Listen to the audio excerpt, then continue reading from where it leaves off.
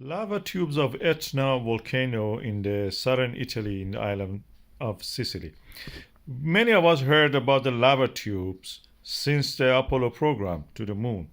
Apollo 15 actually landed beside one of these lava tubes, but they existed before that and were known to the geologists on the planet Earth. We were visiting them. They look like caves practically. You go inside them and they have anything that a cave have, even a stalagmite they can have. But we know them first as public by the moon. That is the one of the lunar sources that we think that there's a lava tube under it. On the planet Mars, we have them. We know them because we saw first on the Earth. On the moon, they exist like that. You see a chain of craters like this. We actually have landed beside one of them, as I told that Apollo 15 did that. Beside the Hadley Reel, it is a lava tube. The roof of it has collapsed. We even went beside it and just had these lovely pictures, accurate pictures showing layering of lava on the wall of this lava tube. Only 1 kilometer wide. It is quite big in the Earth standards. In the Etna, Mount Etna, we have these lava tubes. Recent eruption of the Mount Etna was not pyroclastic or anything. We had lava flows.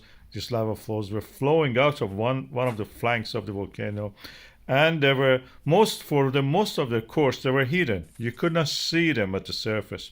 When they come out and they flow toward the lower ground, that's where they will become visible as lava flow. You have seen videos of them and photographs of them in our channel a lot. This is a sticky lava, which on the top of it gets hardened and then gradually forms a crust, like the crust which forms on milk or when you're boiling it or anything like that. As you can see here, they're all the time coming out of the this volcanic eruption at the Etna.